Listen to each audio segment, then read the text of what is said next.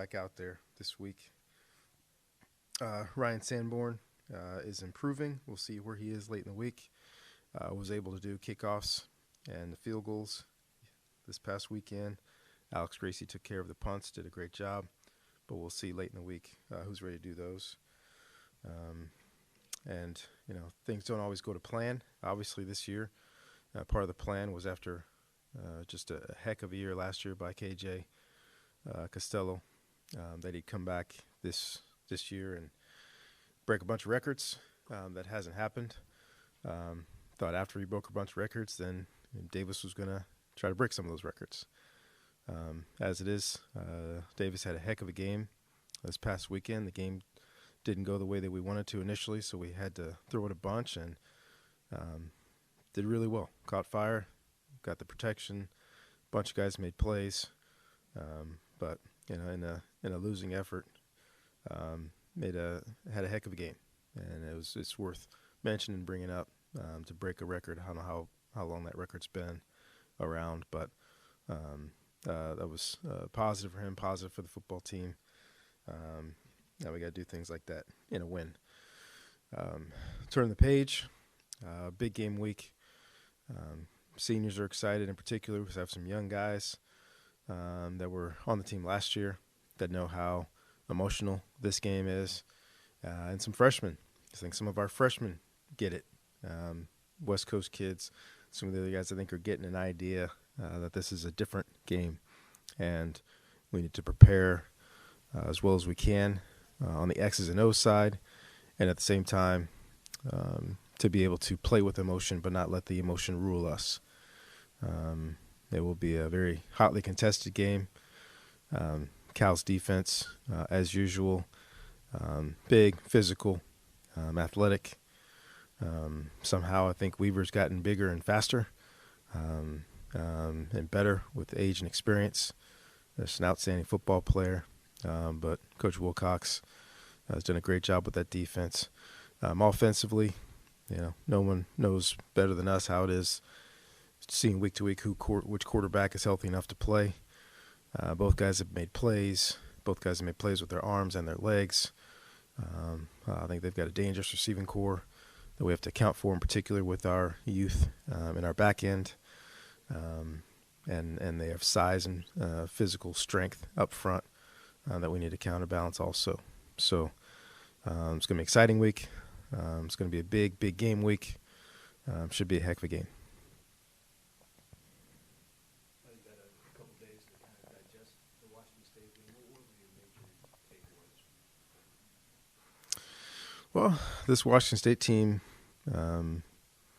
Oregon's the class of this conference right now, and this Washington State team had them beat,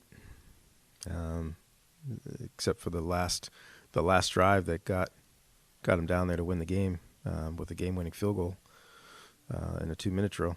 So this is a good Washington State team that's had some ups and downs during the course of the year.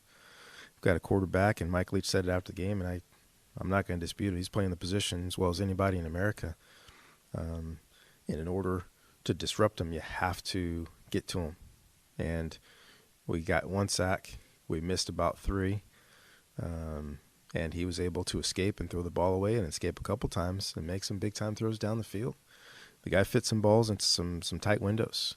And you have to be able to pressure the quarterback, like that in that offense. And that's where we've had success against Washington State over the years. If we can't pressure the quarterback, it makes it tough. And now it turns into a game of who can score the most points. And, we got the game to within 3. After not playing that well early on offensively, started playing really well, got the game to within 3 points, and then had a big-time kickoff return, and then led to a touchdown. And then we got stopped, and they got another touchdown, and then we're back behind it again. So it's really about those critical times of not making mistakes, of making plays. And so, in the span of about 4 minutes of game time, we went from being really, really close to being back behind by 2 scores again. And it wasn't one phase, it was all 3 phases. Special teams didn't make a play. They did. And then defensively, we couldn't stop them. And offensively, we had a chance to get back. We missed two chances that were there to keep the game closer. Coach, it's a bit of a cliche, but you've been around this rivalry long enough to know that records really don't mean anything when these two teams play. Can you just sort of talk about that experience? Yeah, and I talked to the team about it yesterday. Rivalry games bring emotion, and both teams have had bright spots and low spots. Both teams have had major injuries, but this is one of those games that on game day nobody's going to care. It's going to be emotional. It's going to be physical. I think we are evenly matched, as we have been really the last couple of years. It's been tight games, and every play is going to be important. Every play is going to matter, and I think our guys are going to relish in that environment. It's going to be a fun game to be a part of. Walk us through the last drive of the first half, and sort of, what was the plan from the coaching perspective, and how well you thought it was executed on the field? The last drive of the first half. Yeah. Right after Washington field goal, got a big pass to Colby to get near midfield, and then what was kind of the plan at that point? I'll try not to take your question personally, as we try not to here.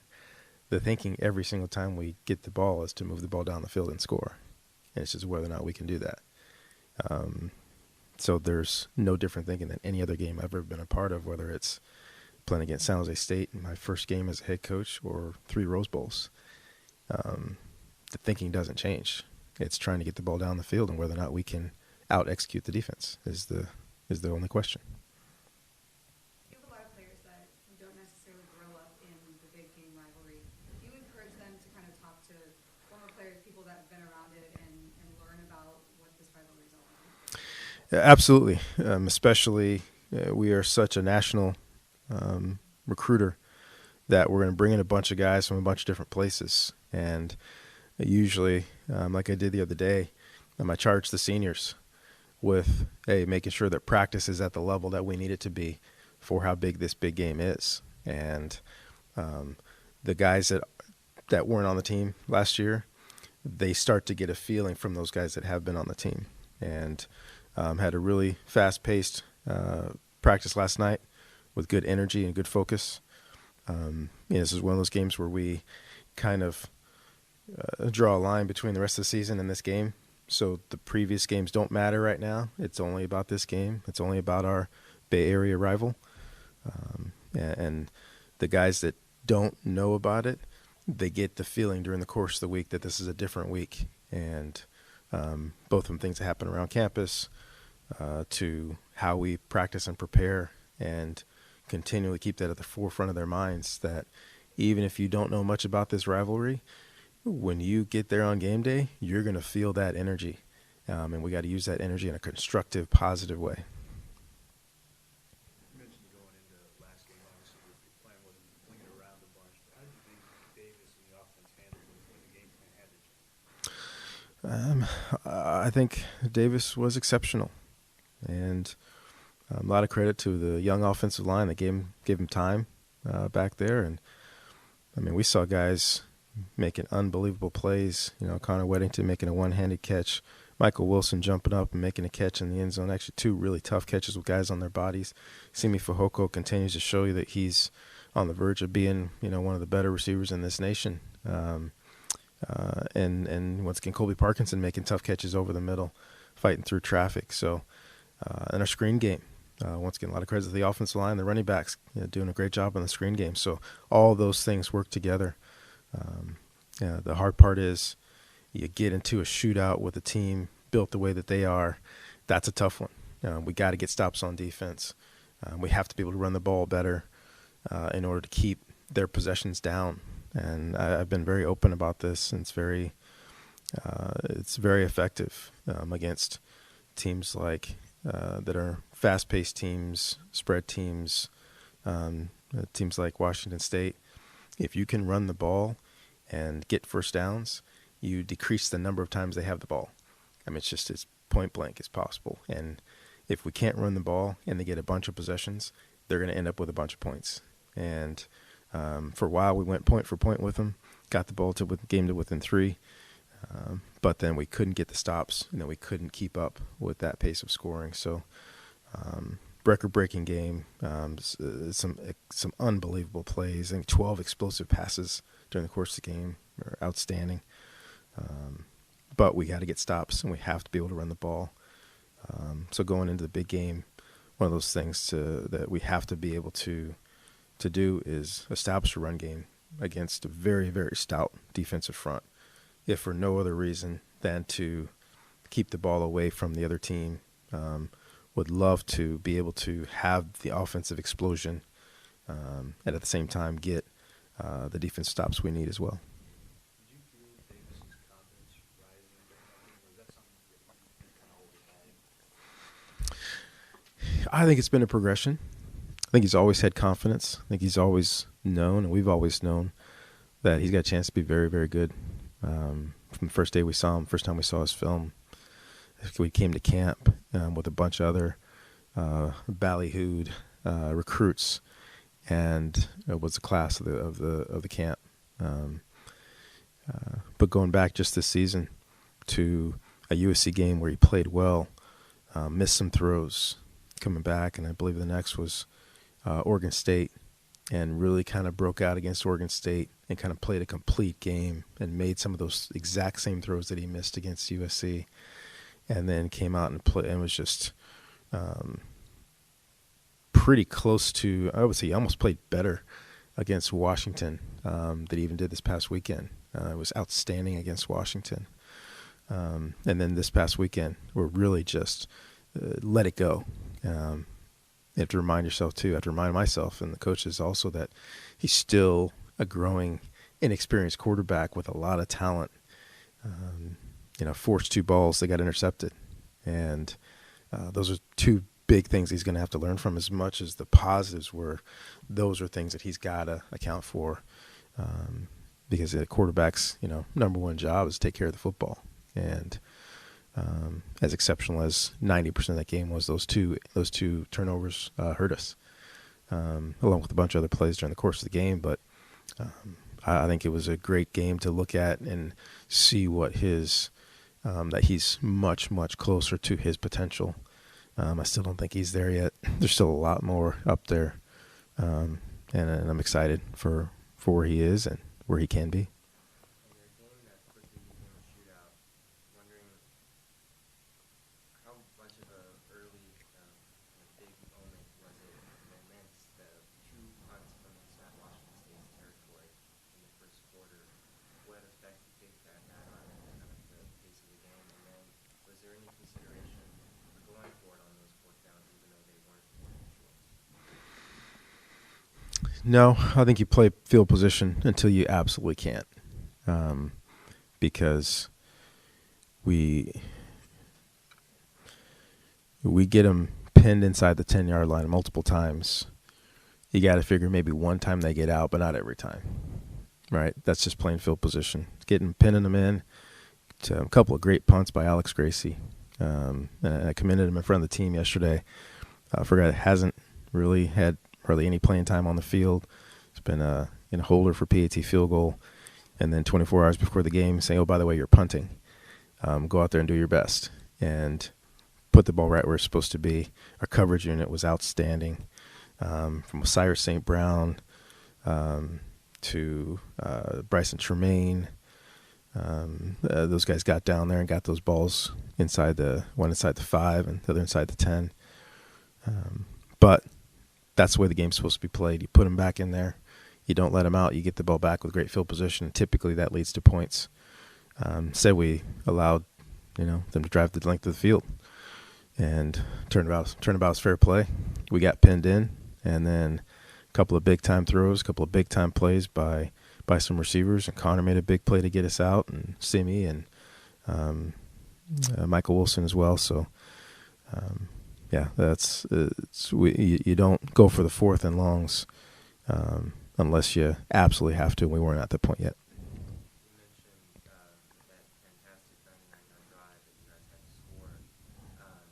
It was kind of an interesting sequence where there was the consecutively great games and then the really impressive completion. I'm wondering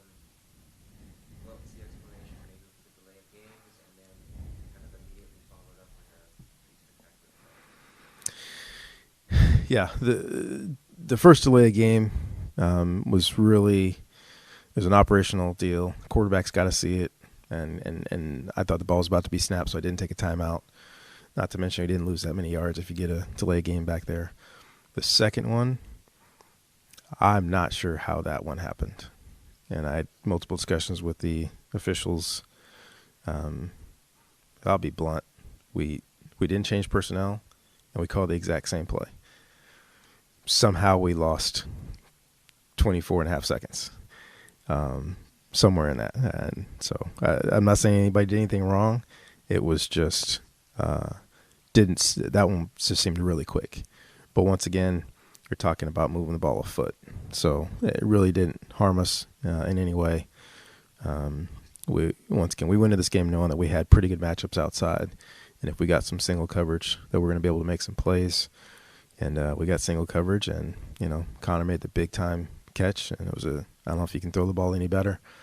There had a timeout where Davis asked Connor, hey, where did that ball come down? And Connor said, right here. It was good coverage, with great concentration on the over-the-shoulder catch, and the ball landed right in the breadbasket. So, yeah, that was an unfortunate sequence. Thankfully, all of our guys down there kept our heads. I think that's one thing too that Davis does a great job of, which is kind of steadying the troops a little bit. He's very calm demeanor, which I still say the quarterback's demeanor is always very, very important, as long as it's genuine. And his very calm, confident demeanor, I think, affects our guys in a positive way, just as KJ's energetic, passionate, vocal personality affects our guys in a positive way. As long as that is true to who you are, I think you are the leader that your team needs you to be. When you talk about the importance of establishing the run before the score got out of hand and kind of forced your hand and throwing, what did you see that was leading to some of the difficulties? It's the same thing that everybody faces with these guys, is the lateral movement. And usually playing against this style now for 4 years, I guess it is, 3 or 4 years since Alex Grinch got there and installed what they did. It takes a while, especially for young guys. You can practice against it, but it's not the same until you see it live. For a guy to go from here to here in a blink of an eye, it's just faster than going against a scout team. So it takes a while to get used to that, and then you find your creases. We had a 2-yard run, we had a 4-yard run, and we talked about it all week. Runs against this defense are -1, 0, +3, 2, 7, 1, 0, 15. When you watch teams play against them, that's just kind of how it is. But when you're down 19-0, now that stuff goes out. We can't afford to go a little bit at a time. We have to get bigger chunks. So that's why the game plan changed. But it was what they typically do. They do it very, very well. They move, they slant, they have games and twists. And we knew it was going to take a little while for our guys to get used to it. But when the score got to where it was, we couldn't stick with it.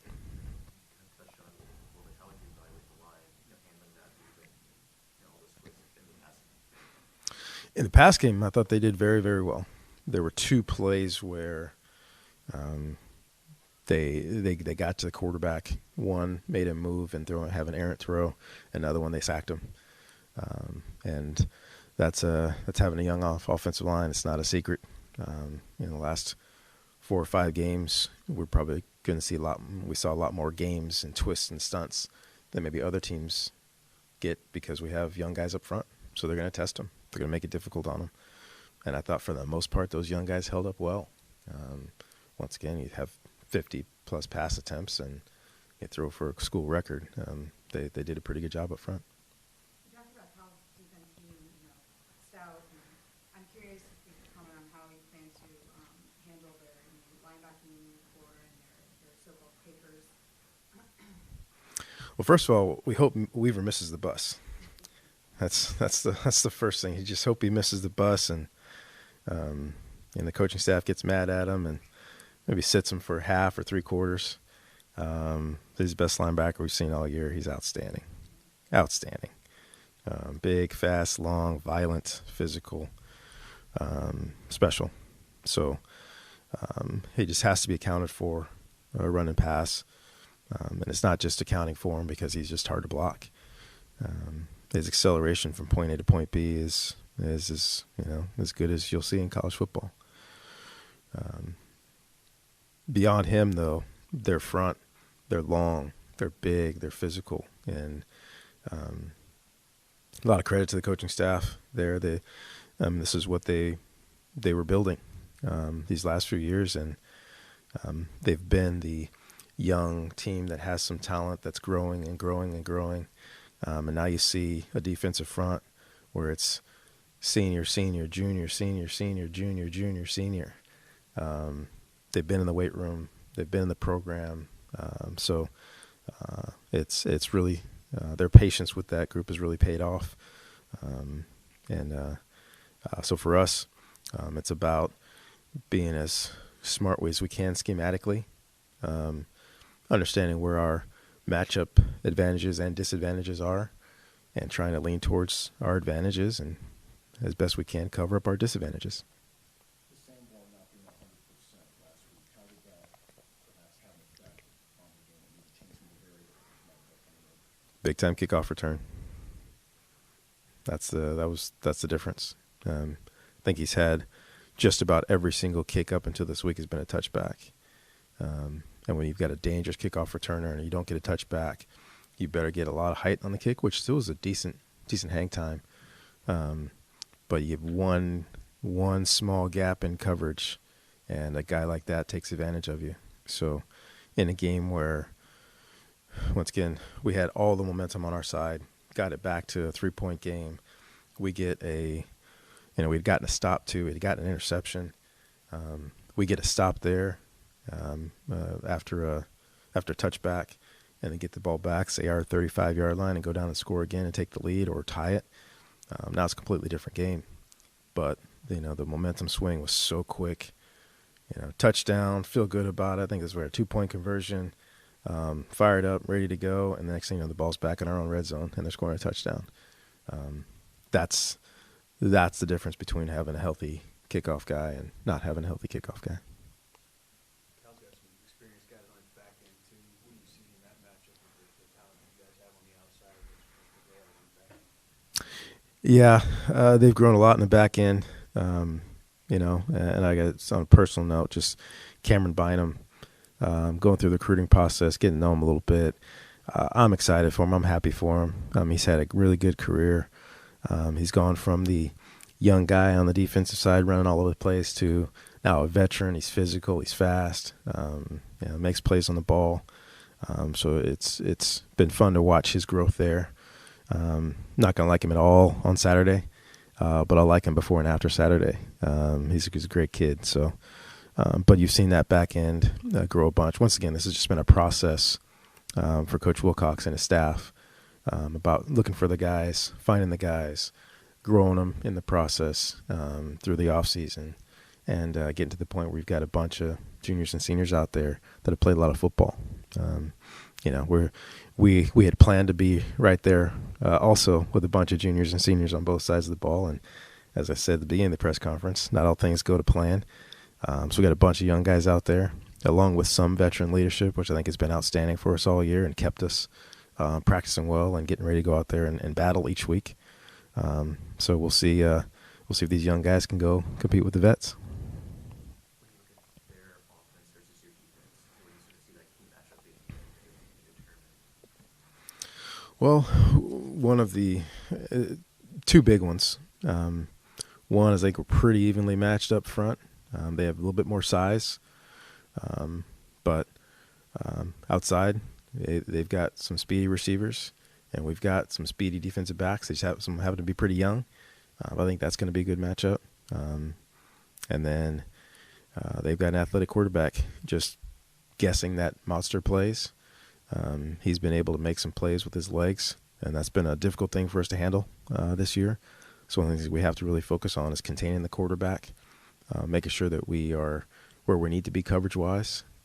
Don't give him any easy, cheap ones, and really battle as best we can in the trenches. Speaking of young guys on defense, Tristan Sinclair got a lot of playing time. What do you see from this? Yeah, we're excited about Tristan. Every opportunity he's had this year, He's made plays. He's got speed and quickness. He's very decisive for a young guy. You don't see that kind of indecision. Should I go? Should I not go? He just pulls the trigger and goes. He's approaching that 4-game deal there, so we'll make a good decision on him there and potentially save a richer year for him. But he's taken advantage of every single rep, and it's helped us on special teams. It's helped us on defense, and I'm excited about what he can become throughout his career here at Stanford. To revisit players who are out, can you speak on any of them being available for Notre Dame? I think all those guys that I mentioned will be questionable for Notre Dame. KJ would have to make a huge improvement. I know he'd love to finish out the year, play against Notre Dame. Paulson and Malik, I think, will be close. There'll be a late week decision. Don't know if either one of those guys is going to be able to do anything even early in the week next week. And then Tucker, probably that group has the best chance. We'll see where he is later this week to see if he can at least start on Monday doing some things. But for the most part, that group will be out this week and questionable early next week, and see if any of those guys can get ready to go. Last week, you're talking about Paulson being out, potentially on the executive note for Zarin Manley and Nick Jr. Now, as you mentioned, Paulson will be banged up, and Trajan Butler is banged up. Who are the kind of that next line of defensive backs who are going to have opportunities? Yeah, you mentioned Nick Toomer, who's got to take a lot of reps this week also and prepare. Salim Turner Muhammad as well. These are two true freshmen that haven't played but have practiced really well, and because of all of our injuries, they've rotated between scout team and working with the defense back and forth, both through walkthroughs but then also through the body of practice. So those guys have to be ready to go. And in particular, when we get into our nickel packages, if we get one more guy injured, hey, somebody's got to go out there. So you'll see those 3 freshmen, at least through practice, get a lot of reps. I think Zarin's ahead of that group right now. So, depending on where Obi and Trajan are, Zarin Manley may start this week, which will be exciting. Starting 2 freshman corners and a freshman nickel in the big game. But at the same time, these guys have taken it very, very seriously. They've worked extremely hard. Nick missed a bunch of early time with an injury, and he's really worked really hard to get back in position where he is right now, to where if he has to go out in the game, we trust him to go out there and play. So it's all hands on deck, excuse me, on the defensive backfield. Pretty much, well, potentially anybody who's healthy is probably going to play in this game. There are so many young guys playing in the big game. You have to tell them beforehand that there's going to be a mass amount of energy, but then you have to dial it down to execute. I've mentioned that. It's one of the first things I mentioned yesterday. And every big game week, I start out the week with it just so they're not surprised by it. Because I think early on, when we were here a long time ago, we had a couple of young guys that got into the big game that were from different places and get that early 15-yard penalty.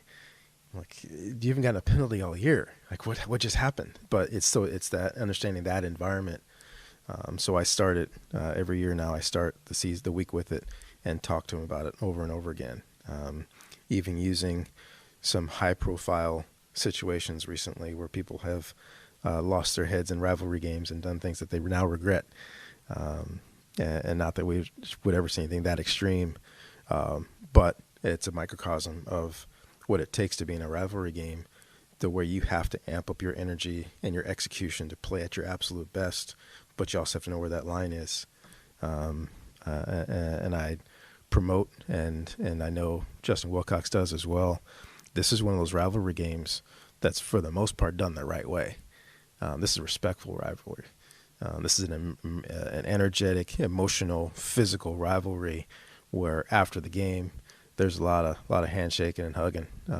Because I think Coach Wilcox and I individually have a lot of respect for each other, but I think our institutions have a lot of respect for each other as well. As competitive as we want this thing to be, we also want it to be competitive in the right way.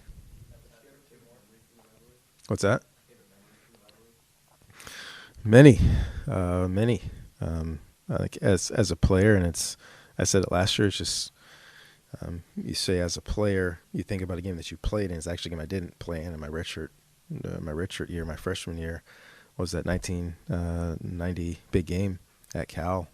That was just back and forth, records broken on both sides by Glenn Milburn and Russell White. That ended with a ridiculous touchdown, no 2-point conversion. Fans rush the field, assess a 15-yard penalty, get the onside kick, throw one pass, get a roughing the passer, and then kick the game-winning field goal as time expired. I mean, I've never been a part of a game like that, especially when you look at it as a rivalry game, two games that are very evenly matched. Both teams played their hearts out, and it came down to the last second, and that's a game that I can still just think about it and feel that energy and emotion from that one game. Do you have a favorite, aside from the game, event from Big Game Week? I've heard a lot from former players about the hot chocolate at the rally. Is there some event that you enjoy? I can see that because it's late fall in the Bay Area, so it gets a little chilly at night, and we have those deals at night. And I think as old as these guys get and as mature as they are, they still like hot chocolate on cool nights. But I think the all the things that we do, I think, are really cool. From the train whistle every hour on the hour to that event where people come out and you get to honor the seniors in their last big game and talk about the game, get people excited for the game. To the different festivities that we as coaches do from pretty much Thursday night on. And it's just fun. It's fun to be a part of. Take a lot of responsibility to represent Stanford in the right way during these things. And it's just a really cool Bay Area tradition. Thank you, Coach. Thanks, everyone. You didn't mention the news conferences.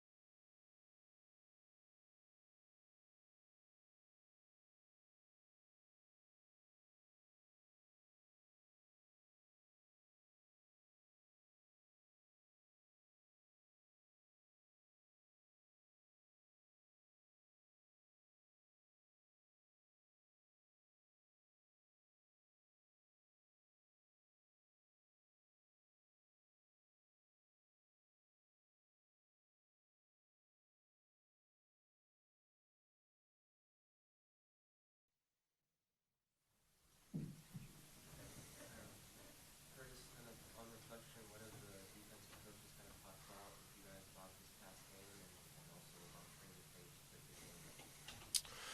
The biggest thing was execution. I felt like as a defense, our effort was there this weekend. Obviously, we were down a few guys, but it's always going to come down to execution. We played a decent game in the beginning as far as kind of stopping their charge, but when we just got to keep points off the board. That's the biggest thing. We got to execute, do our job, and keep points off the board.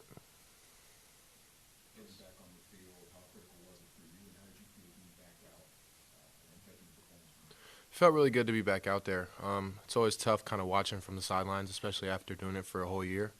I was really excited to get back out there and do what I could to help the team win. And I thought I played good.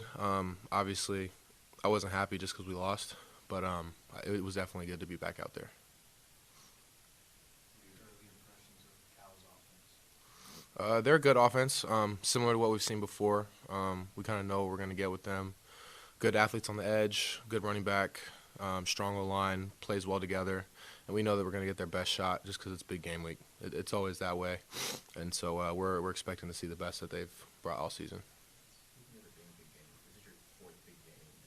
What is it that you've kind of taken away from each successive year? What have you kind of tried to pass along to some of the younger guys who might be experiencing this for the first time? It's kind of crazy to hear our coaches talking about it's for the seniors and sitting back and thinking like, oh, like that's me. Like I'm seniors. And it's been crazy to grow with the different senior classes and win those games with those senior classes. And I'm starting to feel that importance as a senior and along with the fifth-year seniors, what this game kind of means to us. And having seen it from that perspective as a young guy kind of helps me, and being able to have played in those games definitely helps me kind of explain to the younger guys who haven't played yet or haven't had that experience before how important this game is to us as a team. Could you kind of explain to us what that does mean to you? It means a lot. It's something that, even being recruited here, I understood. It's the big rivalry. It's the big game. It's something that we take pride in as a program, and I just think that to be able to hold on to that axe means more just to the football team than it does to the school. Or I think that this is just something that the school in general and the people that have come here, students, faculty, all that, take very immense pride in, and I think that we are playing for them more than we're playing for us this week. Do you think there's going to be kind of a boost for this team coming off of a tough weekend? You guys had to deal with a lot this season that you didn't expect. An opportunity to win something tangible, as Coach Shaw has talked about. Yeah, I think that's always a boost. Obviously, we hope to come out with our best effort every week, whether it's tangible or not, something tangible on the line, I should say. But this is always a week that we have a boost of energy. This is always something to be able to hoist that axe at the end of the game is always a good sense of motivation compared to other weeks. Both their quarterback and running back got banged up last week. Does that change anything about the way you guys game plan or how you go into it? No, we're gonna prepare like we're getting their best shot, their best guys. Whoever ends up being out there is whoever ends up being out there.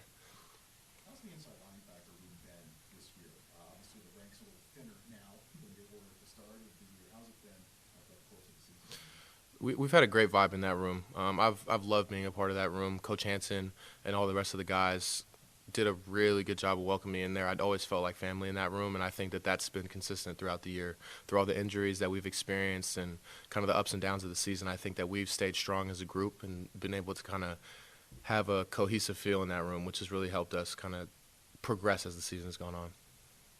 A little bit about Tristan Sinclair's play last week and what you've seen from him as the year's gone on. I love how mature he's getting and how fast it's happening. Obviously, that always comes with game experience, and you can see him starting to settle down with his reactions and the way that he's kind of moving around. It's less nervous, what do I do, and more so confident, shooting gaps, making plays, and that's big for his progression, especially as a freshman with this new 4-game rule. He's been taking full advantage of it for sure. This is also a local guy and grew up going to Stanford games. Can you tell for him that it means more in this game? It's tough to gauge, you know what I'm saying, that one game means more than the other. We always treat 1 week at a time. These games are equally important to our season. But for him, I would definitely assume that being a local kid, he understands the magnitude of this game. Talk about emotion in this game being really high, but emotion can be a double-edged sword. Who is the guy on the team that kind of keeps you guys even keel and doesn't let it get, run amok? I don't think we have one guy. I think our leadership across the board with our captains, Colby, Malik, Casey, KJ, they all do a really good job of, you know what I'm saying, kind of making sure that emotion is present because obviously that's needed to win games, but at the same time we never let it take over. And I think that the whole team is on board with that mindset, so I don't think that there's necessarily a single person that needs to keep us under control in a sense. I think that we all have a pretty good idea of the line that we can teeter on with emotion. Just to follow up when you're talking about the meaning of having the axe, were you saying that it means more to the community and the university to see you guys win it, or to the football program itself? Sorry, I kind of worded that weird when I answered that Yeah, question. sure. Just to clarify, the axe, it means more to us to win the axe for the community of Stanford as a whole, is what I was intending to say.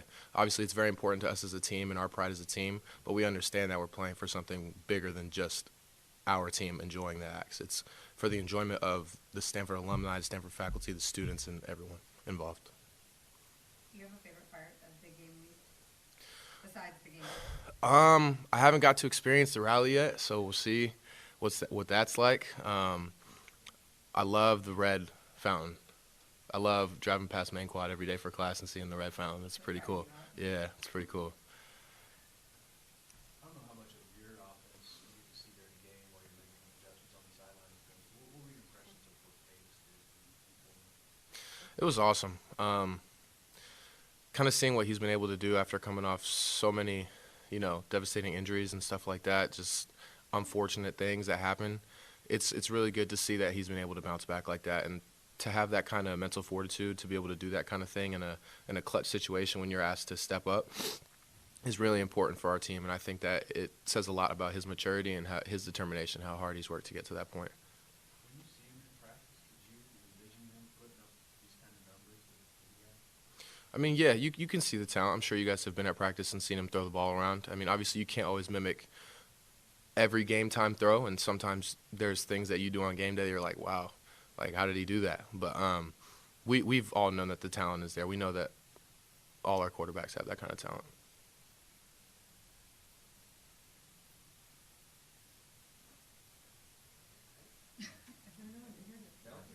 Okay. Cool. Have a nice day, guys.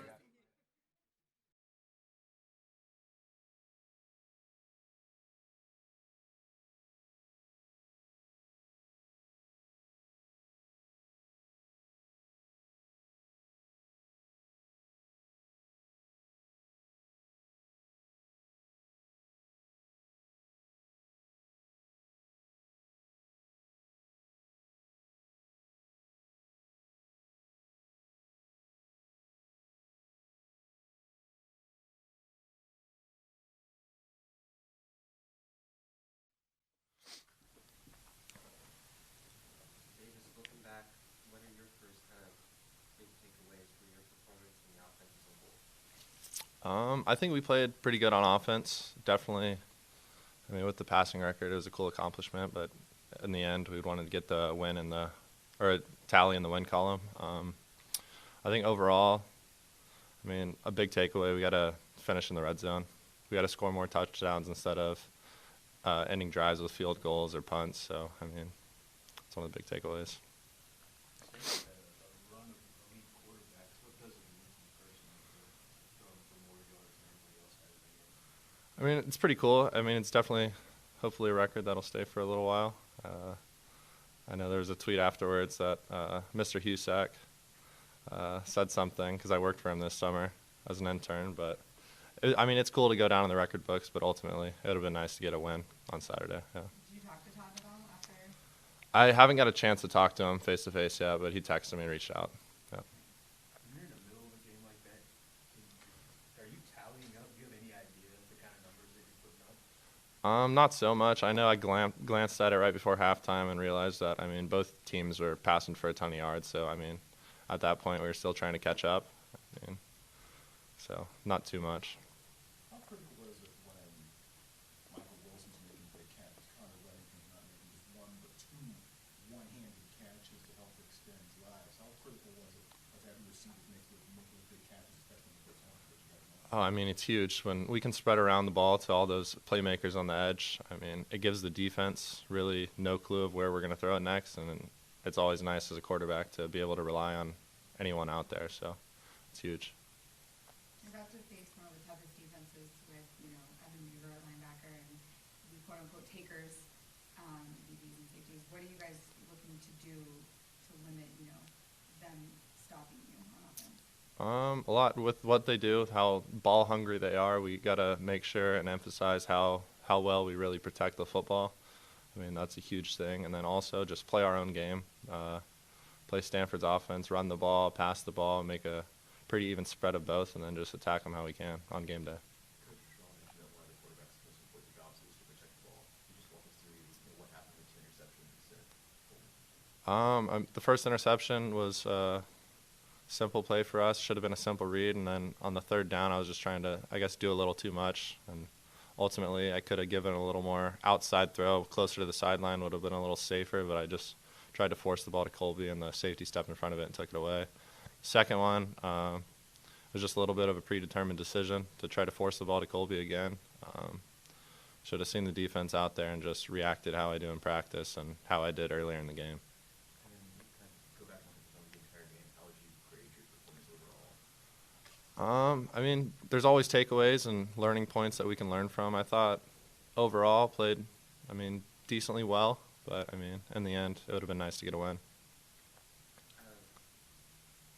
This game also showed off the depth of young playmakers that have been talked about off and on this season.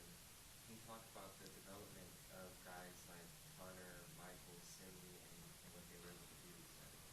Yeah, I mean, you could obviously see the development in everyone's yards and the stats that everyone put up. I think this past game was just a game where you could really see about the hard work that we put in throughout the whole season, the off season. It really came together to this game and just showed what everybody could do. Is there a moment this year, play a throw, maybe something in practice or something like that? Is there a moment this year where you just kind of said, okay, all right, that's what this is really all about. I can do this. I wouldn't say there's really a moment. I guess there's multiple times where things just click and like we're running at how we should and how we really want to play Stanford football. I don't know if there's really been a true moment or like a full series where we really gotten together and said, this is what we really can do. I think we're still chasing our perfection and how well we can really play together. Curtis was just in here and talked about kind of the fortitude that you showed and coming back from some injuries.